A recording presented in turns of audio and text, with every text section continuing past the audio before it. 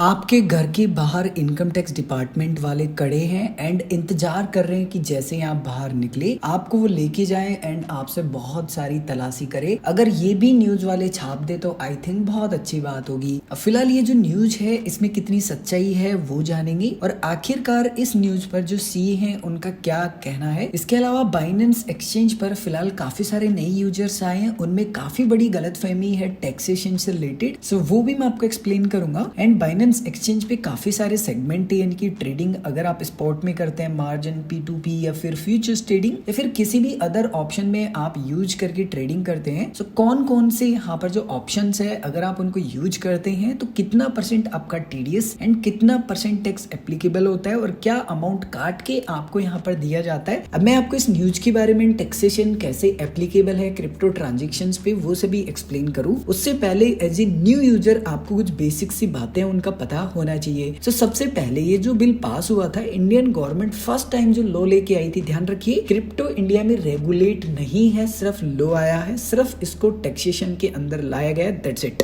सो यहाँ पर जो फाइनेंशियल बिल है 2022 जो कि यहाँ पर पास हुआ था लोकसभा में एंड इसी में फर्स्ट टाइम इंडियन गवर्नमेंट ने जो क्रिप्टो के ऊपर है वो नए कानून बनाए थे पहली बार। एंड इसमें इन्होंने अनाउंस किया कि आपको 30% फ्लैट यहाँ पर टैक्स देना है। फ्लैट का मतलब ये है कि कोई यहाँ पर डिस्काउंट नहीं है, ये फिक्स है, आप किसी भी स्लैब में आते हो 1% TDS। अब काफी यूजर्स इसको टैक्स समझते हैं कि ये 1% जो TDS ये टैक्स है, एकदम आप गलत सोचते हैं, ये सत्य नहीं है। सत्य ये है कि जब भी आप किसी भी कॉइन को बाई करते हैं, फॉर एग्जांपल आप INR पेयर में बाई कर रहे हैं किसी भी कॉइन को, तो जब भी आप बाई करते हैं TDS एप्लीकेबल नहीं होता है एंड जब भी आप उस कॉइन को सेल करते हैं, INR पेयर की मैं बात कर रहा हूं, तो आपका TDS एप्लीकेबल होता है। एंड जब भी आप USDT का जो पेयर होता है बेसिकली उसमें आप किसी भी कॉइन को बाई करते हैं TDS एप्लीकेबल है एंड जब भी आप सेल करते हैं आपका TDS एप्लीकेबल है। इसको आप ऐसे समझ लीजिए कि आपने जो BTC है वो INR पेयर में खरीदा तो आपका TDS नहीं लगेगा, लेकिन आपने जो BTC है उसको INR पेयर में सेल किया, TDS लगेगा। लेकिन अगर आपने फॉर एग्जांपल जो बिटकॉइन है उसको USDT पेयर में बाई किया, TDS लगेगा।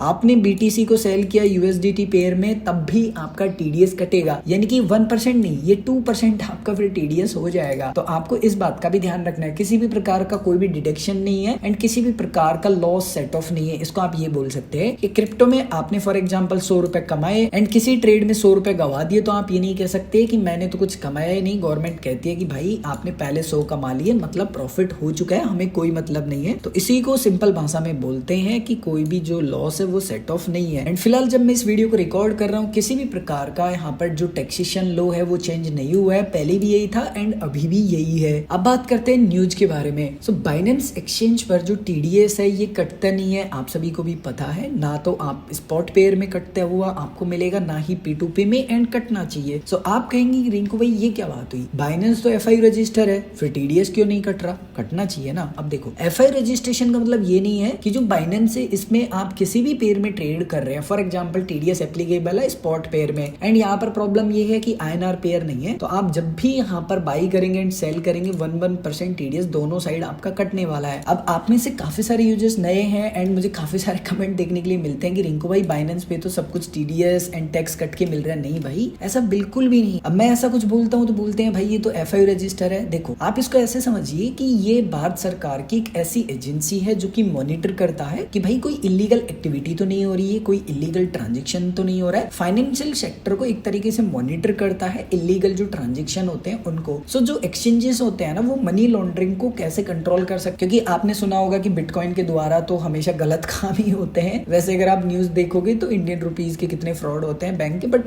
ठीक है उसको छोड़ते हैं फिलहाल। इतने भी एक्सचेंजेस जो कि FI रजिस्टर है ना, वो यहाँ पर बेसिकली ये सभी चीजों को ध्यान में रखते हैं कि किसी भी अकाउंट में अगर कोई एक्टिविटी होती है सस्पिशियस, या फिर मान लीजिए किसी पर्सन के ऊपर FI इंडिया यहाँ पर मान लीजिए छानबीन कर रहा है एंड उसको किसी भी एक्सचेंज से डेटा चाहिए और वो बोलता है कि भाई आपके पास क्या डेटा है इसका, अगर है तो दो, तो एक्सचेंज मना नहीं कर सकता, उनको शेयर करना ही पड़ेगा। सो बेसिक सी समरी ये है। अब बात करते हैं न्यूज के बारे में। अगर मैं आपको शॉर्ट में एक्सप्लेन करूं तो न्यूज के अनुसार ये कहना है कि आप जो भी ट्रेड कर रहे हैं उसके टोटल वैल्यू पर 30% यहाँ पर लगने वाला है, ना कि प्रॉफिट पे। एंड अगर 1 लाख रुपए भी पकड़े, जो कि 1% टीडीएस होता है वैसे एप्लीकेबल, तो 1% का 1 लाख पे बनता है 1000 रुपए, ठीक है। एंड ऐसे करके मान लो 10 लाख का कर लिया तो 3 लाख रुपए आपका यहाँ पर टीडीएस या टैक्स बन गया इनके अनुसार। लेकिन ऐसा नहीं है। अब यहाँ पर ये न्यूज है ना, क्या कोई ऑफिशियली सोर्स है? कुछ नहीं। क्या यहाँ पर इनकम टैक्स डिपार्टमेंट ने कुछ बोला? नहीं। कुछ एफआई इंडिया ने बोला? नहीं। किसी एक्सचेंज ने बोला? नहीं। जस्ट आया न्यूज एंड ये टाइम टू टाइम होता रहता है। सो ऐसी चीजों पे आप ध्यान ना दे, सबसे पहली बात तो ये है। अब यहाँ पर जो सीए सोनू जैन है उनका क्या कहना है? सो अगर यहाँ पर मान लो टीडीएस कोई भी यूजर काटना भूल जाता है, जैसे कि आपने मान लीजिए P2P के माध्यम से ट्रांजेक्शन किया और आप काटना भूल गए, तो उस कंडीशन में आपके ऊपर पड़ती है पेनल्टी। अब इसको आप ऐसे समझ सकते हैं कि अगर आपने कोई सिग्नल यहाँ पर क्रॉस कर दिया तो उस कंडीशन पे आप पे एक फाइन लगता है। सो आप इसको कुछ इसी प्रकार से समझ सकते हैं। तो 30% का लेके कहीं भी कोई नंबर नहीं आता है, सबसे पहली बात। एंड जो टीडीएस है वो काटने की जिम्मेदारी किसकी बनती है? सो जब भी आप P2P के माध्यम से ट्रेड करते हैं, सो एज ए बायर वो आपकी रिस्पॉन्सिबिलिटी हो जाती है कि आपको जो टीडीएस है वो डिटेक्ट करना है। लेकिन ज्यादातर यूजर्स ऐसा नहीं करते हैं। आपको सेलर अपनी डिटेल्स प्रोवाइड नहीं करवाएगा, और नहीं करवाता है तो फिर आपको, मुझे नहीं लगता कि ट्रेड करना चाहिए, क्योंकि इन फ्यूचर आपको प्रॉब्लम हो सकती है। एंड यहाँ पर मैं जो ये पेनल्टी की बात कर रहा हूँ ना, ये पेनल्टी भी आपको तब पे करनी होगी जब for example income tax department का आपको नोटिस मिलता है उस कंडीशन में। बट मैं आपको सजेस्ट करूंगा, मैं हमेशा आप सभी को बोलता हुआ आ रहा हूँ कि देखो, कभी भी कुछ भी हो सकता है क्रिप्टो में। आप अपने ट्रांजेक्शन मॉनिटर करते रहिए एंड आप अपना ITR फाइल रिटर्न कीजिए। अब आप में से काफी सारे यूजर्स के मैं बार बार कमेंट देखता हूँ, मेरे प्रीवियस चैनल पे मैंने काफी सारे वीडियोस बना रखे हैं टैक्सेशन से रिलेटेड कि रिंकू भाई हम तो ITR भरना चाहते हैं, लेकिन भरे कैसे? कौन बताएगा? ये हमारे पास सीए नहीं है, इतने पैसे नहीं है, कैसे कैलकुलेट करें? सो उस कंडीशन में आपकी हेल्प करता है कॉइनेक्स। कॉइनेक्स क्या है, कैसे टैक्स कैलकुलेट करते हैं किसी भी एक्सचेंज का, इसके ऊपर मैंने कंप्लीट सीरीज बना रखी है। वीडियो के डिस्क्रिप्शन में आपको प्लेलिस्ट का लिंक मैं प्रोवाइड करवा दूंगा। बाय द वे इसमें काफी सारे फीचर्स चेंजेस हुए हैं, तो मैं एक डेडिकेटेड न्यू वीडियो बनाऊंगा। एंड काफी सारे एक्सचेंजों में जो प्रोसेस है वो भी चेंज हो चुका है। सो आने वाले 2-3 दिन में मैं सबसे पहले एक और वीडियो बनाऊंगा जिसमें कंप्लीटली आपको टैक्सेशन के बारे में एक्सप्लेन करूंगा। बाय द वे अगर आपके मन में अभी भी कोई भी कंफ्यूजन है, आप कुछ भी पूछना चाहते हैं, सो कमेंट करके पूछ सकते हैं।